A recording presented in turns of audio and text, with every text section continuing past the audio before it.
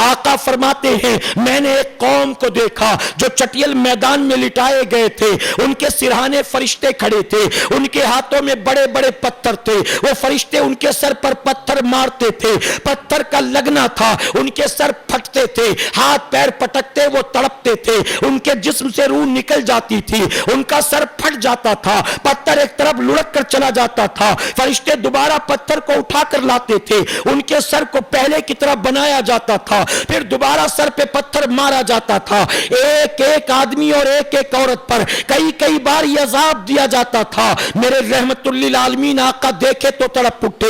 آقا فرماتے جبرائیل یہ کون لوگ ہیں، ان کو یہ سزا کس گناہ کی وجہ سے دی جاتی ہے؟ جبرائیل علیہ السلام عرض کرتے ہیں یا رسول اللہ صلی اللہ تعالی علیہ وسلم، اے آقا آپ کی امت کے یہ وہ مرد اور عورتیں ہیں جن کو تکیوں سے محبت تھی، جن کو بستروں سے محبت تھی، جن کو اپنی نیندیں پیاری تھی، ان کو اللہ کا سجدہ پیارا نہیں تھا، یہ فجر کے وقت حیا علی الصلاۃ حیا علی الفلاح سنتے تھے، اس کے باوجود یہ اپنے بستر سے اٹھتے نہیں تھے، ہر صبح الصلاۃ خیر من النوم کی صدائیں ان کے کانوں سے ٹکراتی تھی، لیکن یہ کروٹ بدل کر سو جاتے تھے، یہ فجر کی نمازوں کے لیے نہیں اٹھتے تھے۔ اے آقا اب قیامت تک ان کو یہی سزا دی جائے گی۔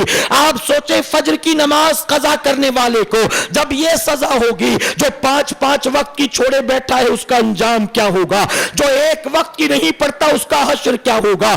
آج جانتے ہو ہم مسلمانوں میں بہت سے ایسے ہیں جو 4 وقت کی پڑھتے ہیں، 5ویں نہیں، جب جاگ رہے ہو ہوش و حواس میں ہو تو ظہر پڑھ لی، عصر پڑھ لی، مغرب پڑھ لی، عشاء پڑھ لی، لیکن فجر کی نماز میں غافل، سو رہے ہیں تو کوئی نماز کا خیال نہیں۔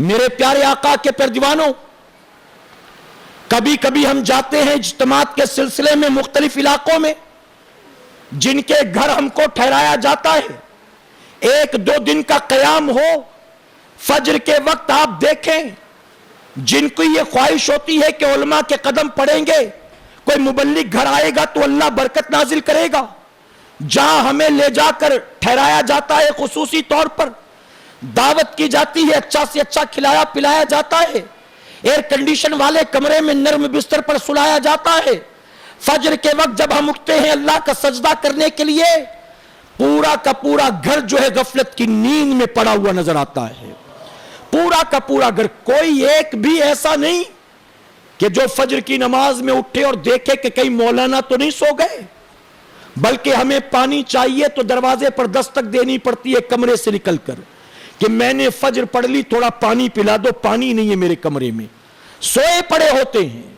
کچھ لوگ 4 وقت کی پڑھتے ہیں، کچھ لوگ صرف جمعہ کی پڑھتے ہیں، کچھ لوگ صرف عید بقرہ عید کی پڑھتے ہیں، کچھ لوگ صرف ماہ رمضان کی پڑھتے ہیں، اور کچھ ہمارے ایسے ہیں جو کچھ نہیں پڑھتے، صرف جنازے کی نماز پڑھتے ہیں، جنازے کی، باقی نمازوں سے تعلق ہی نہیں ہے۔ جانتے ہو کسی بزرگ نے کہا مسجد کے آس پاس اگر 500 مسلمانوں کے گھر ہوں، اگر کسی مسجد کے ارد گرد 500 مسلمانوں کے گھر ہوں اور نماز فجر میں اس مسجد میں 50 آدمی بھی جمع نہ ہو تو اس آبادی کو تباہی بربادی سے کوئی نہیں بچا سکتا ہے۔ یہ نحوستیں، یہ بے برکتی، یہ میاں بیوی کے جھگڑے، یہ روزانہ طلاق اور سوسائڈ کے بڑھتے کیسز، یہ جو بھائی بھائی کی بنتی نہیں، اولاد ماں باپ کی اطاعت نہیں کرتی، یہ پڑوسی کو ایک دوسرے کو کھاتا کھیلتا دیکھا نہیں جاتا، یہ سب کیوں ہے؟ وجہ کیا ہے؟ ان ساری بے برکتی اور نحوست کی وجہ یہ ہم نے اللہ کے سجدے چھوڑ دیے ہیں، ہم نے اللہ کی عبادت سے اپنے منہ کو پھیرا ہے۔ ایک آخری مثال دے کر اپنی گفتگو سمیٹوں گا۔ اے بھاؤنگر کی سرزمین پر بسنے والے غیور مسلمانوں، شب معراج پہلی مرتبہ آپ کے شہر میں آنے کا موقع ہوا۔ آج تقریر سن کر مان لیجئے، صرف مثال دیتا ہوں سمجھانے کے لیے، آج میری تقریر کو سننے کے بعد آپ میں سے کوئی مسلمان اپنا ایک پین لا کر تحفے میں مجھ کو دے دے اور کہے حضرت یہ میری طرف سے تحفہ قبول کریں، اور میں دیکھوں اس پین کو 5 روپے کی، 10 روپے کی، میں اس کو ڈانٹتے ہوئے کہوں تجھے شرم نہیں آتی 5 روپے کی پین مجھے دیتا ہے؟ یہ جو میں نے پین لگا رکھی ہے جانتا یہ کتنے کی ہے؟ 1500 روپے کی، اور تو مجھے 5 روپے کی پین دیتا ہے، بھاگ یہاں سے۔ اب بتائیے میری یہ باتیں سن کر اس کو تکلیف ہوگی کہ اچھا لگے گا؟ اس کو یہ لگے گا کہ میری عقل ماری گئی تھی جو میں ان کو تحفہ دینے کے لیے گیا، میں نہ ہی دیتا تو عزت باقی رہتی، بھرم باقی رہتا، میں ان کو تحفہ دینے کیا گیا، انہوں نے کیسی بات کر دی، اس کا دل ٹوٹے گا۔ لیکن اگر مان لے میں نے اس کے قلم کو لے لیا، میں نے شکریہ اور جزاک اللہ کہا، میں نے برکت کی چند دعائیں دی، اور اس کے پین کو میں نے جیب میں رکھ لیا، اس کے بعد 6 مہینے کے بعد پھر بھاؤ نگر میرا آنا ہوا، 1 سال کے بعد پھر کبھی بھاؤ نگر میرا آنا ہوا، اسپیشلی آپ کے علاقے میں آنے سے پہلے میں نے وہ تحفے والی پین کو جیب میں لگا لیا۔ اب کسی نے جس نے دیا تھا تحفہ، اچانک مجمع میں سے اس کی نظر پڑی میری جیب پر، اس نے دیکھا ارے یہ تو وہی پین ہے جو حضرت کو میں نے شب معراج میں دیا تھا۔ بتائیے اس کا چہرہ کھل اٹھے گا کہ نہیں کھل اٹھے گا؟ وہ بغل میں بیٹھے ہوئے دوستوں سے کہے گا وہ جو حضرت نے پین لگایا ہے نا، وہ شب معراج میں آئے تھے تو میں نے دیا تھا۔ اچھا لگے گا کہ نہیں لگے گا بھلا بتاؤ؟ اے مسلمانوں، یہ صرف مثال سمجھانے کے لیے، ہم جیسا کوئی ہم جیسوں کو تحفہ دے، ایک عام آدمی کو تحفہ دے، اگر لے لے تو دل خوش ہو جاتا ہے، اگر نہ لے تو دل ٹوٹ جاتا ہے۔ آپ ذرا سوچیں آج ہم مسلمانوں نے کس تحفے کو اپنے پیٹھ کے پیچھے اٹھا کر پھینک دیا۔ یہ وہ تحفہ ہے جو معراج کی شب میرے آقا لے کر آئے تھے۔ تم نے کبھی غور کیا ہے؟ ارے تحفہ دینے والا اللہ ہے اور تحفہ لانے والے رسول اللہ ہے۔ جب یہ تحفہ لے کر میرے آقا آئے، صدیق اکبر نے تحفے کو تھام لیا، اپنے سر پر رکھ لیا، عثمان سیدنا عمر فاروق اعظم نے اپنے ہونٹوں سے چوم لیا، عثمان غنی نے پیشانی سے لگایا، مولا کائنات نے سینے سے لگا لیا۔ اس کے بعد یہ تحفہ امام حسین تک پہنچا۔ امام حسین تحفے کو بچاتے بچاتے، یزید پولیس سے سنبھالتے سنبھالتے کربلا کے میدان میں پہنچے، اور اسی تحفے کی حفاظت کے لیے امام حسین نے اپنے گردن کو حالت سجدہ میں کٹا دیا۔ یہ تحفہ امام زین العابدین تک پہنچا، انہوں نے سنبھالے رکھا۔ امام باقر تک پہنچا، انہوں نے سنبھالے رکھا۔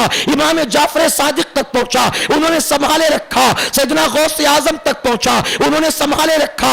غریب نواز تک پہنچا، انہوں نے سنبھالے رکھا۔ اور جب تحفہ لا کر غریب نواز نے ہم لوگوں کے حوالے کیا، ہم نے اٹھا کر غریب نواز کے لائے تحفے کو، امام الانبیاء کے تحفے کو، ارے جس کی خاطر امام حسین نے کربلا میں اپنا سب کچھ لٹایا تھا، اس عظیم تحفے کو ہم نے پیٹھ کے پیچھے اٹھا کر پھینک دیا۔ ہمیں اپنی دکان پیاری ہے، نبی کا لایا تحفہ پیارا نہیں ہے۔ ہمیں 2 ٹکے کی نوکری پیاری ہے، ہمیں نبی کا لایا تحفہ پیارا نہیں ہے۔ ہمیں IPL کا فائنل پیارا ہے، ہمیں نبی کا تحفہ پیارا نہیں ہے۔ ہمیں بگ باس کا ایپیسوڈ پیارا ہے، ہمیں نبی کا تحفہ پیارا نہیں ہے۔ ہمیں بیوی بچے پیارے ہیں، ہمیں نبی کا تحفہ پیارا نہیں ہے۔ ہمیں منگنی اور شادی اور ولیمے میں جانا پیارا ہے، ہمیں نبی کا تحفہ پیارا نہیں ہے۔ ہمیں دکانداری پیاری ہے، ہمیں نبی کا تحفہ پیارا نہیں ہے۔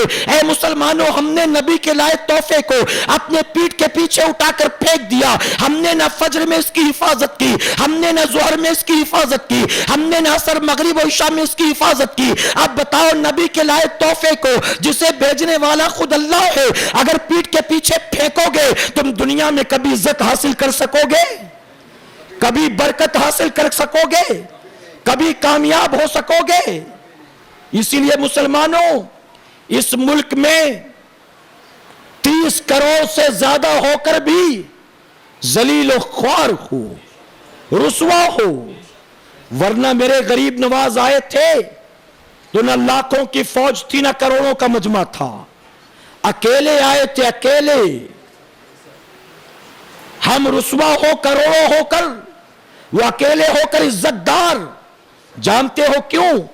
شاعر مشرق نے کہا وہ معزز تھے زمانے میں مسلمان ہو کر، وہ معزز تھے زمانے میں مسلمان ہو کر، اور ہم خوار ہوئے تارک قرآن ہو کر۔ شب معراج منانے والوں، شب معراج میں تمہاری خاطر نیاز کا بھی اتمام، معراج منائی، تقریر سنا، نیاز کھائی اور گھر جا کر سوئے تو کل نہ فجر کا اہتمام، نہ ظہر کا انتظام، نہ عصر کی فکر۔ پھر بتاؤ معراج کی شب تم نے پایا کیا سوائے کان کے چسکے کے؟ سوائے کان کی لذت کے تم نے پایا کیا ہے؟ اے آنے والے خوش عقیدہ سنی مسلمانوں، اللہ کے گھر سے اٹھنے سے پہلے پہلے طے کرنا، نبی جو ہزاروں سال پہلے معراج کا تحفہ لے کر آئے تھے، ہمیں آج اس کی عظمت کا پتہ چلا۔ آج کے بعد اس تحفے کو لے کر غفلت نہیں برتیں گے، اب اس تحفے کے ساتھ جئیں گے، اس تحفے کے ساتھ مریں گے، اور یہ طے کر کے اٹھنا آج کے بعد دنیا یہاں کی وہاں ہو جائے، ایک وقت کی نماز کو جان بوجھ کر قضا نہیں کریں گی۔ اور خود اپنے بیوی بچوں کو بھی تاکید کرنا، گھر جا کر کہے انشاءاللہ۔ میرے آقا فرماتے ہیں جو خود نماز کا پابند ہو، بیوی بچوں کو نماز کی تاکید کرے، اللہ اس جگہ سے روزی دیتا ہے جہاں اس کا گمان بھی نہیں جاتا ہے۔ آپ بتاؤ لاک ڈاؤن میں بھی میرے رب نے کھلایا ہے کہ نہیں کھلایا ہے؟ ارے ماہ رمضان آیا لاک ڈاؤن میں، ماہ رمضان لاک ڈاؤن میں، لیکن بتاؤ مسلمانوں اللہ کے گھر میں موجود ہو، سحری اور افطار میں بتاؤ ایک لقمے بھی کوئی کمی آئی ہے؟ گھر میں بیٹھے تھے، دکان بند، دفتر بند، سیلری بند، سب کچھ بند تھا، لیکن پھر بھی سحری اور افطار کے دسترخوان میں میرے رب نے کوئی کمی نہیں کی ہے۔ کھلایا ہے، پلایا ہے، سنبھالا ہے، بچایا ہے، زندگی دی ہے۔ اب بھی رجوع نہیں کرو گے تو کب کرو گے بھلا بتاؤ؟ تو توبہ کر کے اٹھنا ہے، کہیں انشاءاللہ۔ اللہ اپنے محبوب پاک کے صدقے ہمیں آپ کو سب کو کہنے سننے سے زیادہ عمل کرنے کی توفیق عطا فرمائے۔ درمیان گفتگو مجھ سے جانے انجانے میں کوئی غلطی خامی رہ گئی، آپ سب کو گواہ بنا کر سچے دل سے توبہ کرتا ہوں، رب میری توبہ قبول فرمائے، اور ہماری آج کی محفل پاک کو میرا کریم قیامت میں ہمارے لیے، ہمارے والدین کے لیے بخشش اور نجات کا ذریعہ بنائے۔ وما علینا الا البلاغ۔ میں امید